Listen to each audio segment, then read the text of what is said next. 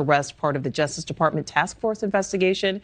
It was created after the U.S. drastically ramped up sanctions on Russia after the invasion of Ukraine. So joining us now, Jamil Jaffer, founder and executive director of the National Security Institute. Jamil, thank you so much for being with us again.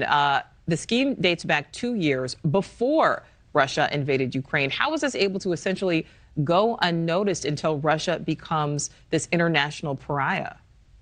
Well, Nicole, one of the challenges in U.S. export control laws is it relies on people being honest and upfront about where they're shipping products to.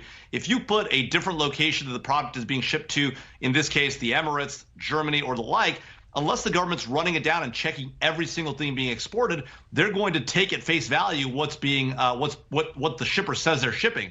Now, in this case, as you point out in the graphic there that you're showing, the products were shipped to Germany, to the UAE first, and then made their way to Russia, in some cases Cyprus. The most interesting thing about this whole thing, Nicole, is at one point, the Russians sent them, these folks in Kansas, a processing chip for them to look at, and it had an FSB sticker. It'd be like sending a product with a CIA sticker to Russia, and these guys worked on it and sent it back. Just unbelievable, really. The DOJ also says these two men attempted to ship parts to Russia not even a week after the invasion started. What kind of defense strategy could they possibly mount given this evidence against them? Well, you know, it's going to be a hard one for these guys because the indictment, if the Department of Justice is able to prove up what's in the indictment, the facts are pretty damning. They have emails, they have communications between these individuals and Russian individuals saying that they're going to send these things to Russia, knowing where they're going, lying on the forms, marking down the amount they were selling them for from $10,000 to $100, so they didn't pay export duties and the like. And so ultimately, they have a lot of evidence. You know, the normal argument would be, I didn't know where it was going. I didn't know it was going to Russia. In this case, they have them pretty dead to rights on the merits if, in fact, these emails turn out to be true. Right. So if the emails are true, and as you said, you know, they try to conceal where these shipments were going, funneling, you know, as you said, through Europe, through the Middle East.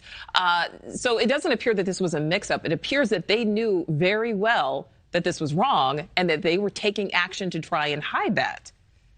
No, that's exactly right. I mean, in the case of this FSB processing chip, you know, the individual, Mr. Robertson, emails the Russian individual, says, hey, this thing has a, you know, an FSB sticker on it. The guy says, well, just take it off. And, you know, after you're done working on it, just stick it on the back and send it back to us, as though, you know, so demonstrating that he really knew that this was going to the Russian equivalent of the CIA.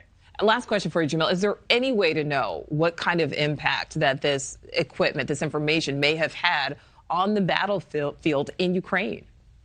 You know, it's a great question, Nicole. We're not really sure. What was involved here were traffic control systems, transponders, things that go on oftentimes on helicopters or airplanes that allow them to tell other airplanes and aircraft where they are. Those could be used for military applications and could be used in the Ukraine conflict. No evidence yet, at least in the DOJ's indictment, that that's what this material was for. All right, Jamil Jaffer from the National Security Institute. We thank you so much for your expertise. Thanks, Nicole.